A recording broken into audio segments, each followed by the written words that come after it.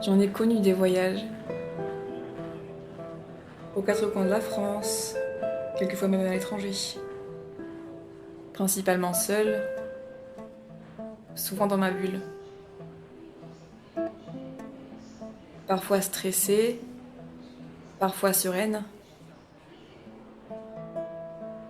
Mon seul objectif, atteindre mon point d'arrivée.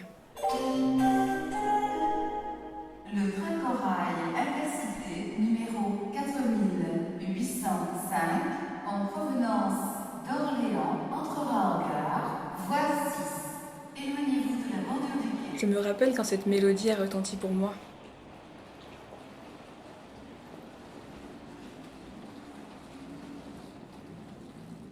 Je sens monter l'adrénaline.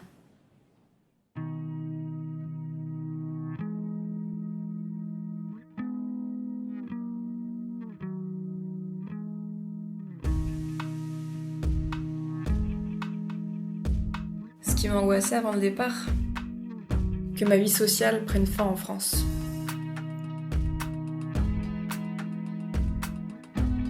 Que je sois comme morte aux yeux de mes proches, pour qui la vie continuait ici.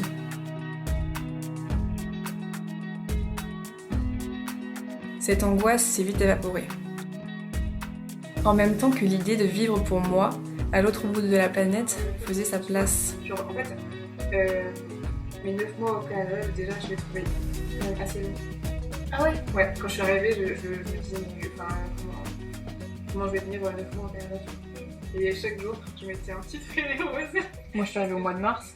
Et en fait, quand je suis arrivée au mois de mars, le truc était, ok, j'ai envie de donner de mon temps.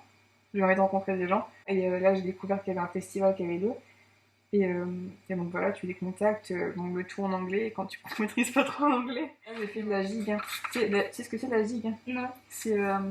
C'est des claquettes, enfin des claquettes. Ah, où tu lances tes jambes et tout? Ouais. Ouais. C'était pas vraiment ça. En vrai, t'as fait plein de trucs. Ouais. Bah, tu sais, en 9 mois. Mais tu vois, enfin, le temps est pas du tout le même. Par exemple, en 9 mois ici, en France, C'est ça aussi qui est intéressant, c'est que comme tu sais que tu restes 9 mois à un endroit, t'as envie d'en profiter un maximum. C'est un long processus, le voyage. Sans début concret et encore moins de fin. C'est étrange. On pense souvent que le voyage commence par une mobilité géographique et se termine par le retour.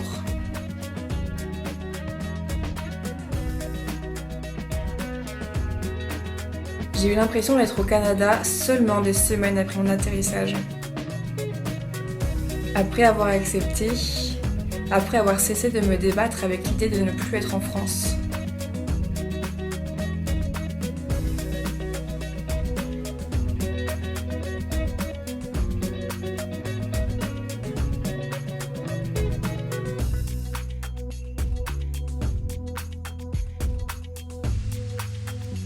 Pour ça, il m'a fallu du temps et de la douceur. Beaucoup de douceur. Des autres envers moi, mais surtout de la douceur de moi à moi.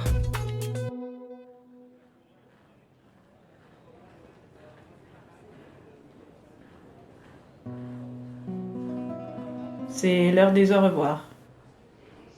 Dans les larmes. C'est la première fois que je sors d'Europe. Ça prend du temps. Je n'avais pas anticipé. Penser. Réfléchir. Ressasser.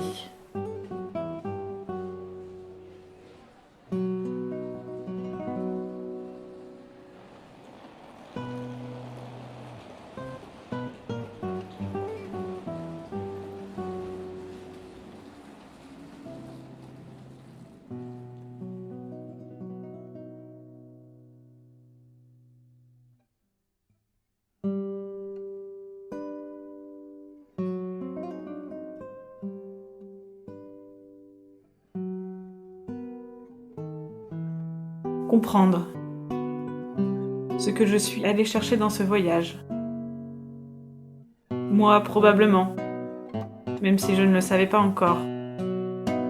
Répondre à un besoin de me challenger, de découverte de mes capacités et de mes limites.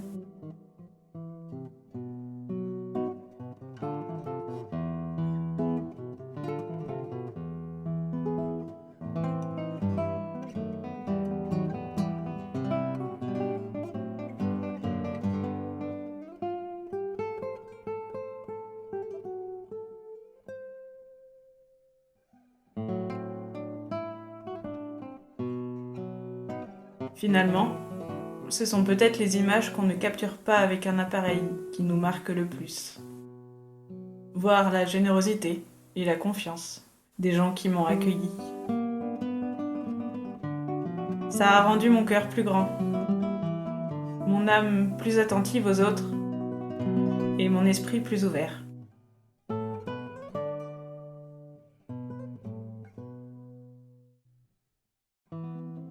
Elle.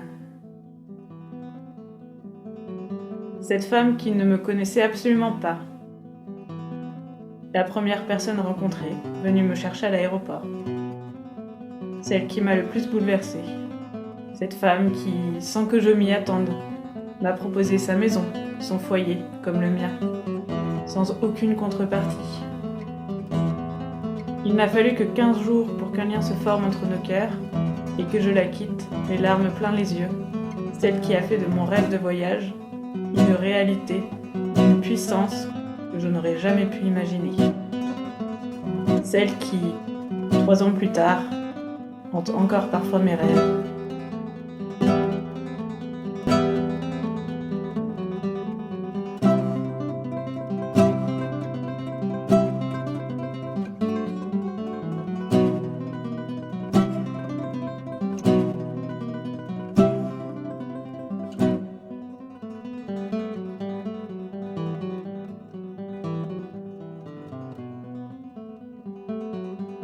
Dans ce voyage, j'ai trouvé bien plus que ce que j'y cherchais. Une certaine sérénité, une certaine façon de voir le monde. Je suis plus ouverte. J'ai aussi l'impression d'être une meilleure personne, plus bienveillante envers les autres, plus bienveillante envers moi-même.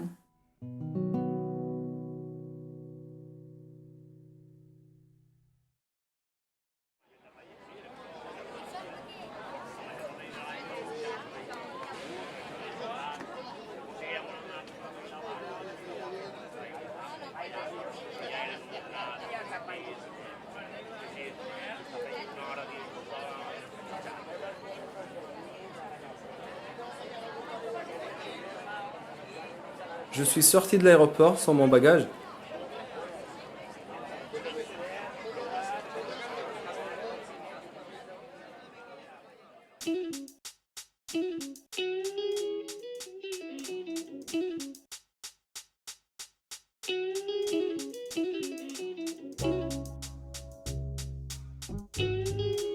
Moi, j'ai été accueilli par un gars en 2012 en Estonie. Ça faisait partie d'un de mes rêves de participer à un battle international. C'était mon 4e voyage en Europe.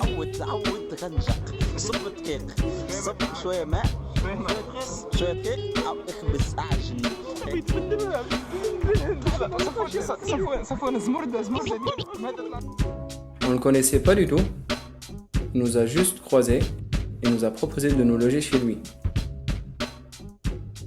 Ce qui m'a marqué, c'est qu'il n'arrêtait pas de nous féliciter d'être là, simplement d'être là.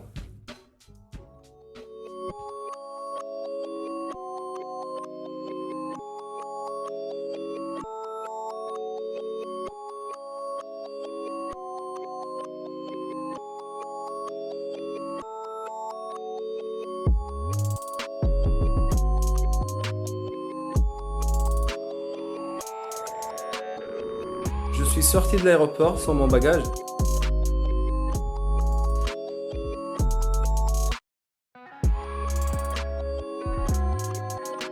Il y a beaucoup de gens partout.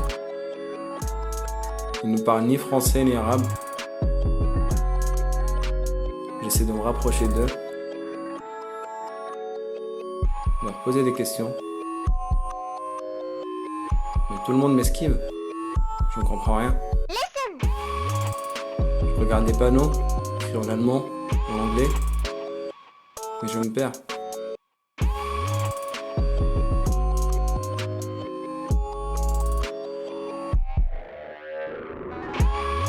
Ma vision sur les autres n'a changé. L'exemple que je prends souvent, c'est l'amitié. La définition de l'amitié change d'un pays à un autre. Les codes relationnels ne sont pas toujours les mêmes. Peu importe le pays dans lequel on vit, je pense qu'il faut savoir être tolérant, ouvert d'esprit et à l'écoute afin de pouvoir dialoguer et se comprendre. Ça a l'air simple dit comme ça, mais c'est loin d'être évident. Il faut savoir créer ensemble une forme de communication constructive, redéfinir des modes relationnels,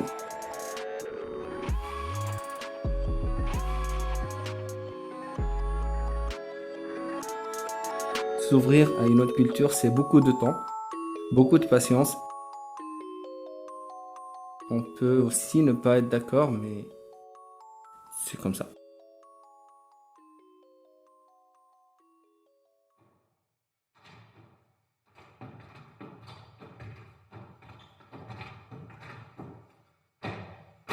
Même si vous êtes seul sur 10 millions à croire en ce que vous faites, n'abandonnez jamais vos pensées et vos rêves.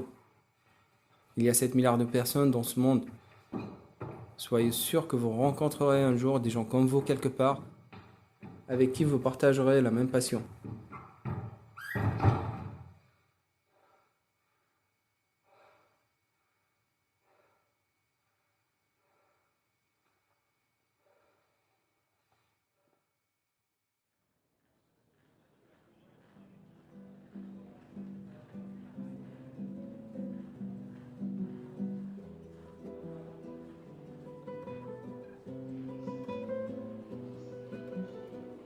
Sur le trajet du départ, beaucoup de choses se bousculaient en moi. J'étais tiraillée entre ma joie et ma tristesse, mon bonheur et ma peur, mon envie d'y être le plus rapidement possible et mon envie de faire marche arrière. Je me souviens que j'étais paniquée.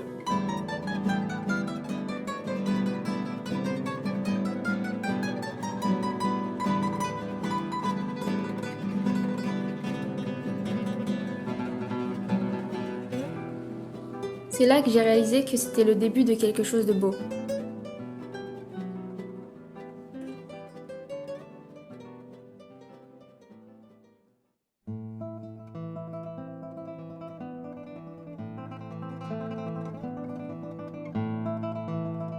Je partais pour des raisons professionnelles, pour acquérir des compétences. Vivre à l'étranger et y travailler en tant que volontaire me permettait d'aller de l'avant et de me démarquer. Je me suis vite rendu compte que je voulais fuir et de me retrouver seule avec moi-même. Je voulais vivre autre chose, découvrir le monde.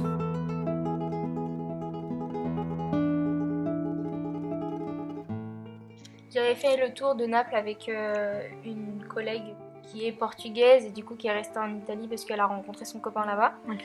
Et genre une semaine après mon arrivée, il y a eu un grand sorte de carnaval dans un quartier assez sensible à côté de Naples. Déjà ma mère était vraiment très stressée, mon père encore plus. Et ils m'ont dit tu vas pas dans les quartiers sensibles. Et j'ai un peu bravé la chose. Et ils m'ont dit en fait en Est-ce soi... que c'était ton premier voyage seul, loin de chez tes parents, enfin loin de tes parents? Alors premier voyage loin de... Oui. Sur une grande période, oui. Ok. Mais j'étais déjà partie à Malte pendant 6 semaines. Enfin, du coup, 2 semaines toute seule et 4 semaines avec des amis. Ok. Alors là, c'était une des soirées qu'on a dû faire. Une des nombreuses soirées qu'on a dû faire. Je ne me souviens plus. C'est ça, c'est un peu ça. Je Vous pense avez qu'on fait est beaucoup la fête. Hein. presque tous les 2 ou 3 jours. C'est là où... c'est la première randonnée que j'ai faite. Et on a dû marcher 4 heures sur la côte en bas de Naples, enfin en dessous de Naples. Le voyage porte à découvrir le monde, les autres et soi. C'est en Italie, sur la côte, face à un paysage éblouissant, que j'ai découvert qui j'étais. Que la personne timide en moi pouvait laisser place à celle qui peut facilement parler aux gens. Mais j'ai appris à me présenter à des inconnus de la façon la plus authentique possible, pleinement autorisée à être moi-même.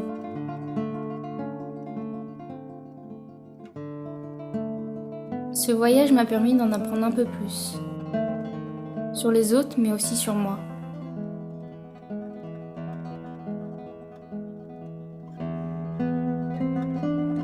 Me construire, assembler, retrouver les pièces qui me manquaient.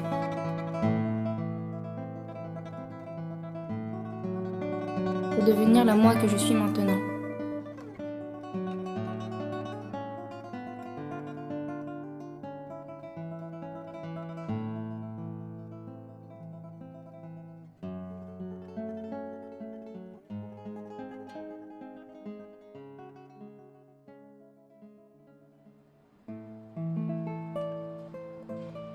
On ferme les yeux. L'incertitude, les attentes, peur de ce qui pourrait arriver.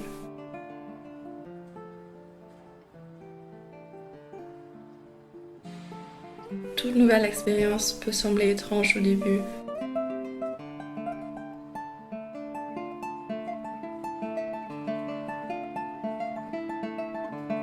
Et on est souvent surpris positivement si on l'accepte.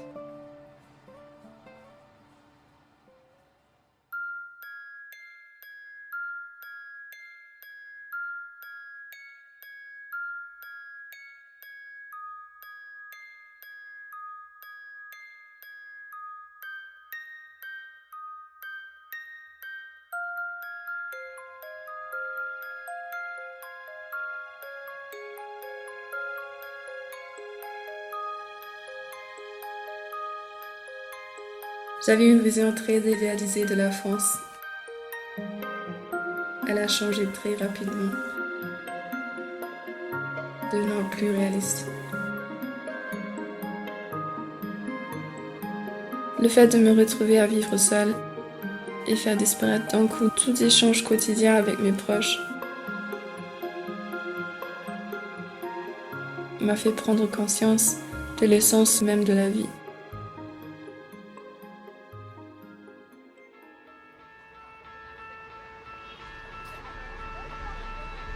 Imprévu.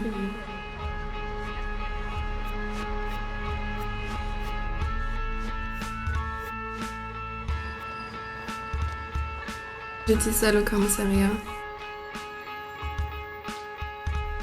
Une fille noire avec un accent.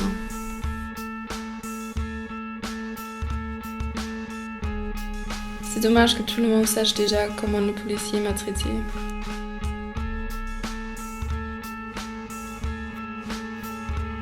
J'espérais pouvoir bientôt dire que je venais d'Allemagne, que j'étais née là-bas. Avec l'espoir que ça changerait la situation. C'est comme si quelque chose n'allait pas avec moi. Et que je devais prouver que je vaux la peine d'être traitée comme tous les autres.